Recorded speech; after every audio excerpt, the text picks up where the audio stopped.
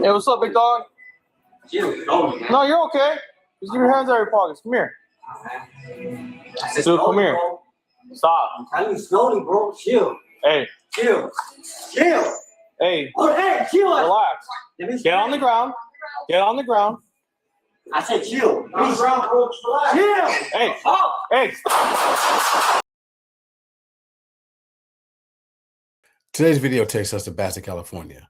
In most breakdowns, we usually define what is lawful and what is not. But we're here to dig a little deeper than that, to invoke thought and to create a conversation. I'm Sean Tyree. Welcome to Vest Life. 911, what is your emergency? Hello, and there's this weird customer. He just walked in the back where we are working. What is he doing back there? I'm sorry? What is he doing? He just walks back here like if he works here with us, but it's just like a random homeless person. Wait, and I know he walked back there, but is he doing anything? I mean, he didn't want to get out. He said that he was seeing stuff and he was hearing stuff. I don't know. He kind of just keeps us out. Okay, give me the address. Is he still there? Or is he gone? He's still there. We're trying to like go to the front counter, but he keeps screaming at us. So Does he look like he's intoxicated, or does he look like he has mental health? maybe he's like high or something. Hey, sir, I don't want to dispatch now he's saying that I tried to... And he took one of our phones from the restaurant. Yo. Come here. Hey, what's up, big dog? Chill. No, you're okay. Just leave your hands out of your pockets. Come here. Dude, come here. Stop. I'm telling you slowly, bro. Chill. Hey. Chill. Chill. Hey. Oh, hey, chill. Relax. Get on the ground. Get on the ground. I said chill. On the ground, bro. Relax. Chill. Hey. Oh. Hey. 1033, give me the patch. 1033 on the patch, go. Hey, 143 King 7, 998, 998.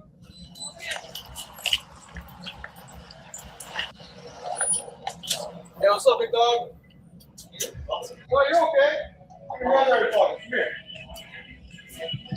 So if you're asking right here, why do you see so many officers? This is actually common. If you have someone with mental, emotional, the more numbers, the better, just in case if you're going to end up going hands-on with somebody. A person that has mental, emotional issues, they're going to fight. And one officer's not going to do it. Two officers not going to do it. Oftentimes it takes 3 officers in order to get this person down to the ground or to get them restrained and get them into a good position and to not only prevent them from harming themselves, but also prevent them from hurting you. You always want to outnumber, all right, the person on the call. So if it's one person, it's better to have 2 or 3 officers. If it's 2 people, it's better to have 3, 4 officers. Stop. I'm slowly, bro. Chill. Hey. Chill. Chill. Hey. Oh, hey, chill. Get on the ground. Get on the ground. So I want to stop this. I want you to notice what's happening right now. All right. So right now, what you see is a L formation. So if you can see my cursor here, you're always going to have that standoff, what we call L formation, right? So the L formation, this is causes space, and it's going to minimize the risk of a crossfire. Not only that, what it does is it divides the attention of the suspect or the person that you're possibly going to end up apprehending.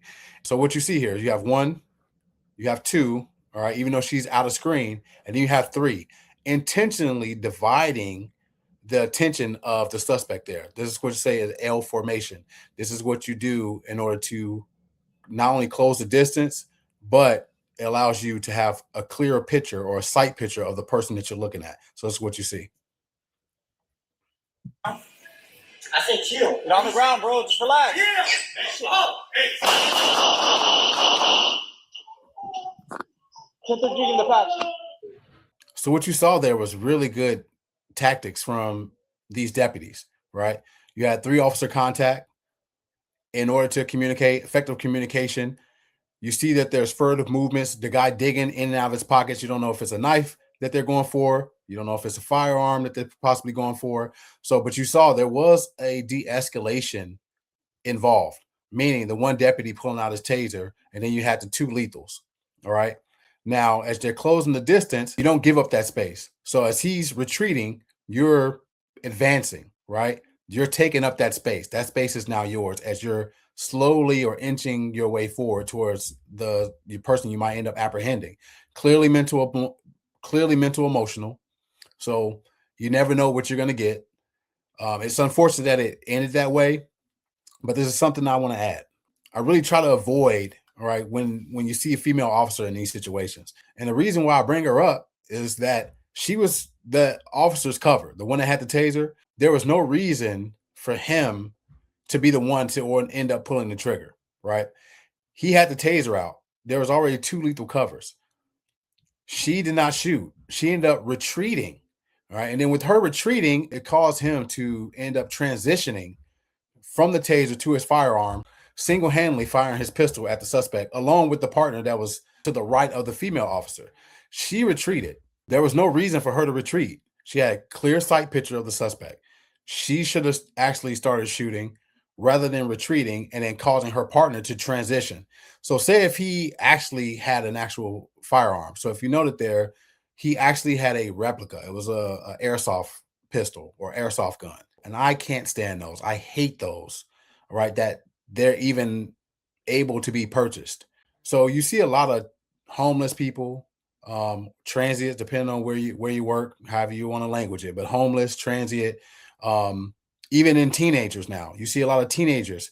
They do that because they don't have a actual firearm. This is their way of trying to protect themselves by either flashing it or calling some form of intimidation, hoping that the other person they're flashing don't have a real gun, right? Now, when you have a law enforcement encounter, there's no reason for you to flash or show a replica gun. And that's what I mean. When you see these pictures here, you see this Glock that's right there, all right? And then you see this other replica that's a 6 Sauer. These are replicas that you're seeing. In the heat of the moment, you're not going to be able to determine if that's a real gun or not. And I'm telling you right now, if anybody has this and they pull it out, any of these right there, they pull it out, you're going to get shot. Just plain and simple. Rounds are going to be coming your way. Doesn't matter. And it's unfortunate because when you see teenagers with these and they have these type of encounters, Lord forbid that you want it, you can't put an officer in that type of situation. Oftentimes, they may not have that less lethal option readily available, depending on the agency and the state, right? Because they're going in not expecting to get into a shootout. They're going in expecting to possibly either verbally handle the situation and easily end up handcuffing somebody. That's the furthest thing from your mind, depending on the call that comes out through dispatch, right? So I know I've had family members, younger, right? They want to purchase those. No, you're not doing it. Unless you're going to some tactical retreat and you guys are having fun, you got your full face mask gear, you'll see where I'll show you the video where actually you can go and shoot your replica and have fun with it. If we're hit and we don't have a teammate around to revive us within 5 minutes, we have to take the long walk back to base. 5, 4, 3, 2, 1. Look at the map. The game mode is domination, and both teams can see the live map and capture point status on their phones. Let's move faster. What you're about to see is the kind of airsoft that I dream about. A super satisfying battle leading up to a rewarding and climactic ending. Hey. Sorry about that, dude.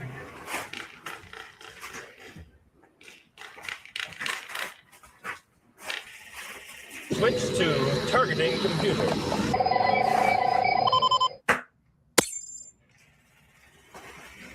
So as you can see there are places you can go with your replica and actually have fun, almost like paintball.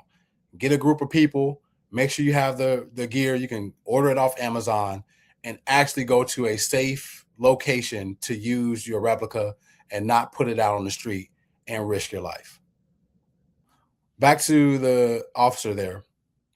her retreating, giving up her space, when giving up the sight picture, and the other officer end up having to transition and he's putting down rounds. He's lucky that wasn't a real gun. If that was actually real, he probably would have ended up getting shot. And if it was a fatal type of shot, his death would have been on her hands. No way to put it. And that would have ended up being a survivor's remorse type of situation. So the male did survive. He ended up getting taken to the nearest hospital for medical treatment. Not sure if any charges are going to be filed. Highly doubt it, especially if it's mental, emotional.